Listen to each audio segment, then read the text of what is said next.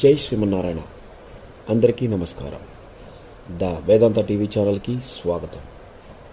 కురుక్షేత్ర యుద్ధం జరిగిన తర్వాత భీష్ముడు శరశయ్యపై పడుకొని ఒక చివరి ఉపదేశం ఇస్తాడు.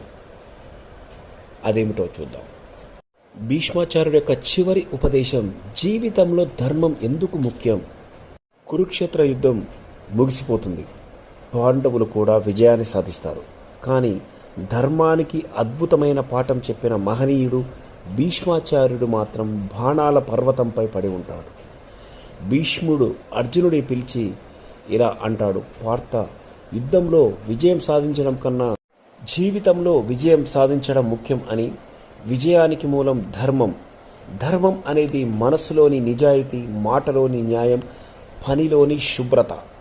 ధర్మాన్ని కాపాడిన వాడిని కాలం కూడా జయించలేడు. కానీ ధర్మాన్ని వదిలిపెట్టిన వాడి మహాశక్తులు, సంపదలు శాశ్వతం కావు. భీష్ముడు మాటలు మనందరికీ ఈరోజు మనం చేసే ప్రతి పనిలో న్యాయం, కరుణ, నిజాయితీ ఉంటే అదే మన జీవితానికి విజయరహస్యమని చెప్తారు భీష్మాచార్యులు.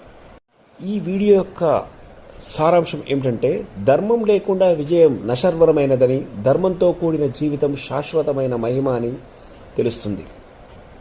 ఇలాంటి మరిన్ని ఇతిహాసాల గురించి ద వేదాంత టీవీ ఛానల్ని సబ్స్క్రైబ్ చేయండి, షేర్ చేయండి, లైక్ కొట్టండి, కామెంట్ రూపంలో సలహా ఇవ్వండి. జై శ్రీమన్నారాయణ.